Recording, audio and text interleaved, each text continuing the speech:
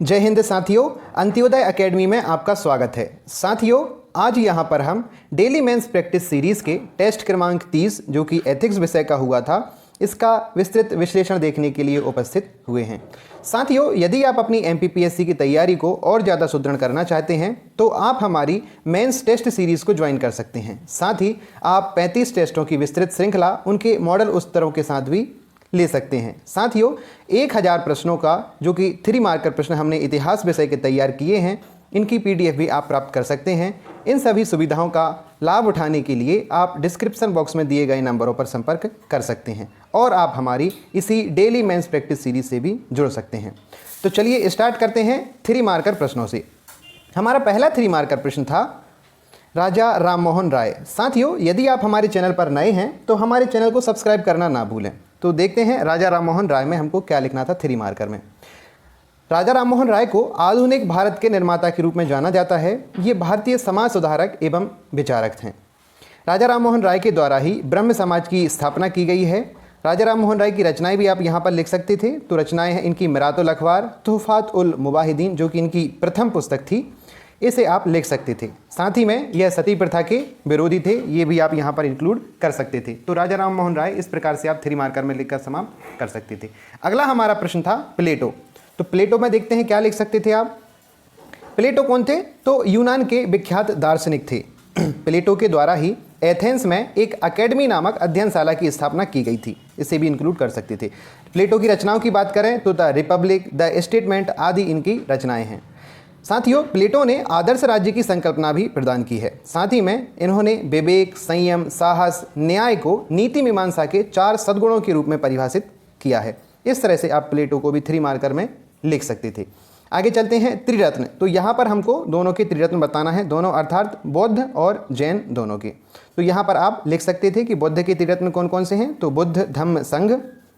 साथ ही में जैन के भी त्रिरत्न आप लिख सकते थे, उनको लिखना है सम्यक ज्ञान, सम्यक दर्शन, सम्यक आचरण। यहाँ पर प्रश्न में स्पष्ट नहीं किया है कि बौद्ध के लिखना है या जैन के लिखना है, तो आप यहाँ पर दोनों के ही लिख दें तो ज़्यादा अच्छा रहेगा। इस तरह से आप इन्हें लिख सकते थे। आगे चलते हैं। अगला हमारा प्रश्न था गांधी जी की पुस्तकें बतानी थी। तो आप यहाँ पर भी कोई भी 3 से 4 पुस्तक, जितनी भी नाम आपको याद आएँ वो पुस्तकें यहाँ पर लिख सकते थे। हमने भी कुछ यहाँ पर लिखी हुई हैं, जैसे सत्य के साथ मेरे प्रयोग, हिंद स्वराज, गोखले माय पॉलिटिकल गुरु, मेरे सपनों का भारत और ग्राम स्वराज। इस तरह से आप भी कुछ पुस्तकें यहाँ पर गांधी जी की लिख सकते थे। अगला हमारा प्रश्न था श्री अरविंदो। श्री अरविंदो को देखते हैं 3 मार्कर में कैसे लिखेंगे। श्री अरविंदो भारतीय दार्शनिक, विचारक, पाश्चात्य सभ्यता एवं संस्कृति के पक्षधर थे।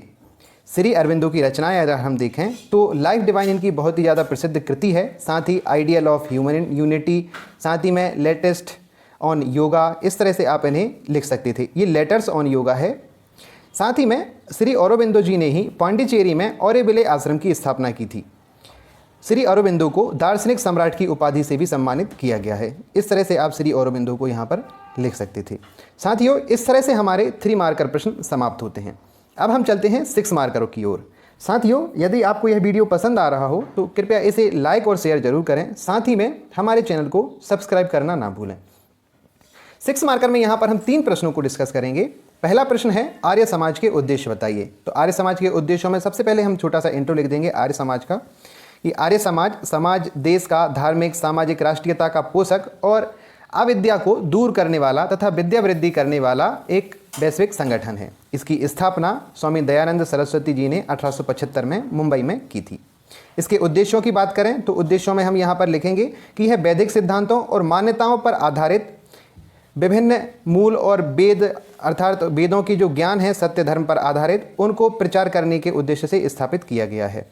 साथ ही में अन्य उद्देश्य भी लिख सकते हैं, जैसे कि देश से अंधविश्वास, कुरीतियाँ, सामाजिक असमानता एवं जो भी सामाजिक बुराइयां हैं उनको हटाकर विद्या पर आधारित सत्य मान्यताओं का प्रचार करना तथा देश विदेश के लोगों को ज्ञान संबंधी जो वेदों पर आधारित ज्ञान है उसको प्रदान करना। साथ में देश व समाज के प्रति उनमें कर्तव्यों का बोध कराकर देश प्रेम की भावना को सुदृढ़ करना।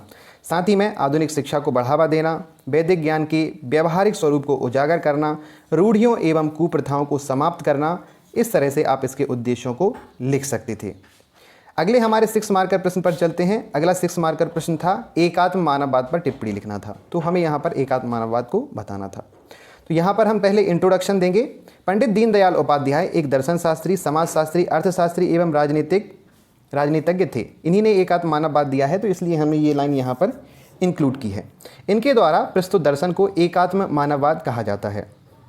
एकात्म मानववाद का उद्देश्य एक ऐसा स्वदेशी सामाजिक आर्थिक मॉडल प्रस्तुत करना था जिसके विकास के केंद्र में मानव हो। पंडित दीनदयाल उपाध्याय जी ने पश्चिमी पूंजीवाद, व्यक्तिवाद एवं मार्क्सवादी समाजवाद दोनों का विरोध किया, लेकिन आधुनिक तकनीकी एवं पश्चिमी विज्ञान का स्वागत किया। ये पूंजीवाद एवं समाजवाद के मध्य एक ऐसी राह के पक्षधर थे जिसमें दोनों प्रणालियों के गुण तो मौजूद हों, लेकिन उनके अतिरेक एवं अलगाव जैसे अवगुण ना हो। इसी हेतु एकात्म मानववाद का सिद्धांत ने प्रस्तुत किया। उपाध्याय जी के अनुसार पूंजीवादी एवं समाजवादी विचारधाराएं केवल मानव के शरीर एवं मन की आवश्यकताओं पर विचार करती हैं, इसलिए वे भौतिकवादी उद्देश्य पर आधारित हैं, जबकि मानव के संपूर्ण विकास के लिए इनके साथ साथ आत्मिक विकास भी आवश्यक है। साथ ही में उन्होंने एक वर्गहीन, जातिहीन और संघर्ष मुक्त सामाजिक व्यवस्था की भी कल्पना की थी। साथियों, आज के विश्व की एक बड़ी आबादी गरीबी में जीवन यापन कर रही है। विश्व भर के कई मॉडल लाए गए हैं, लेकिन आशानुरूप परिणाम नहीं मिला है। अतः दुनिया को एक ऐसे मॉडल की तलाश थी जो कि एकीकृत और संधारणीय हो। एकात्म मानववाद एक ऐसा ही दर्शन है जो अपनी प्रकृति में एकीकृत एवं संधारणीय है। एकात्म मानववाद का उद्देश्य व्यक्ति एवं समाज की आवश्यकताओं को संतुलित करते हुए प्रत्येक मानव को गरिमापूर्ण जीवन सुनिश्चित कराना है। यह प्राकृतिक साधनों के संधारणीय उपयोग का समर्थन करता है, जिससे कि उन संसाधनों की पुनः पूर्ति की जा सके। एकात्म मानववाद न केवल राजनीतिक बल्कि आर्थिक एवं सामाजिक लोकतंत्र एवं स्वतंत्रता को भी बढ़ावा देता है। यह सिद्धांत विविधता को प्रोत्साहन देता है, अतः भारत जैसे विविधतापूर्ण देश के लिए यह सर्वाधिक उपयुक्त मॉडल है। एकात्म मानववाद प्रत्येक मानव को गरिमापूर्ण जीवन प्रदान करने हेतु प्रेरित करता है एवं अंत्योदय अर्थात समाज के निचले स्तर पर स्थित व्यक्ति के जीवन स्तर सुधार करने हेतु भी कार्य करता है। इस प्रकार यह दर्शन भारत जैसे कल्याणकारी राज्य में सदैव प्रासंगिक रहेगा। इस तरह से आप इसे भी लिख सकते थे। साथियों, 6 मार्कर प्रश्न में हमारा अंतिम प्रश्न है साधन साध्य सिद्धांत। साधन साध्य सिद्धांत में हम देखेंगे गांधी जी के द्वारा यह सिद्धांत प्रतिपादित किया गया था। तो छोटा सा इंट्रो हम यहाँ पर देख लेंगे। तो गांधी जी स्वभाव से ही एक धार्मिक व्यक्ति थे। उनका मानना था कि अच्छे साध्य अर्थात उद्देश्य की प्राप्ति के लिए अच्छे साधन का होना आवश्यक है। गांधी जी की विचारधारा Machiavelli, Karl Marx, Lenin, Mussolini तथा हिटलर से पूर्णतः अलग थी। वे शक्ति राजनीति के घोर विरोधी थे। उनका मानना था कि हिंसा या शक्ति पर आधारित राजनीतिक व्यक्तिगत हितों की तो पोषक हो सकती है, सामाजिक कल्याण का साधन कभी भी नहीं बन सकती है। उन्होंने भारत को स्वतंत्रता दिलाने जैसे साध्य की प्राप्ति अहिंसा रूपी शांति में साधन के द्वारा ही की। उनका विचार था कि अच्छे साध्य की प्राप्ति के लिए अच्छे साधन के बिना नहीं हो सकती, अर्थात अच्छे साध्य की यदि आपको प्राप्ति करना है तो उसके लिए साधन भी आपका अच्छा ही अर्थात पवित्र होना चाहिए। इसलिए साधनों की पवित्रता पर ध्यान रखना चाहिए। गलत साधन कभी भी अच्छे साध्य का आधार नहीं बन सकते हैं। अच्छा साधन ही अच्छा साध्य प्राप्त करा सकती है, ये गांधी जी का कहना था। तो गांधी जी ने कुछ साधन भी बताए हैं अच्छे साध्य को प्राप्त करने के लिए। तो सत्य, अहिंसा और सत्याग्रह गांधी जी के अनुसार साधन थे। गांधी जी का कथन था कि साधन अपवित्र है तो पवित्रता से पवित्र साध्य को भी सिद्ध नहीं किया जा सकता है। यदि आपका जो साधन है किसी भी कार्य को संपूर्ण करने का, वह यदि गलत है तो आपका जो परिणाम है वह कभी भी पवित्र या अच्छा नहीं आ सकता है, यह कहा जा सकता है। इस प्रकार उपरोक्त विवरण के आधार पर यह स्पष्ट हो जाता है कि गांधी जी का साध्य और साधन का सिद्धांत एक महत्वपूर्ण सिद्धांत है।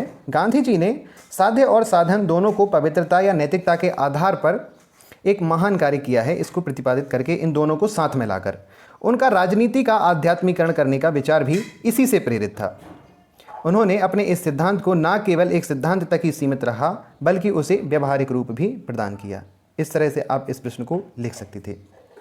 साथियों, इसके साथ ही एक अन्य प्रश्न भी हमारे पास प्रतीप्त समुत्पाद क्या है, यह प्रश्न भी हमने यहाँ पर दिया था, जो कि हमारा चौथा प्रश्न था। एथिक्स के पेपर में नॉर्मली हम 3 प्रश्न देते थे, एथिक्स के प्रश्न में 15 मार्कर क्वेश्चन नहीं आता है, इसलिए एक अन्य प्रश्न भी यहाँ पर जोड़ा गया था।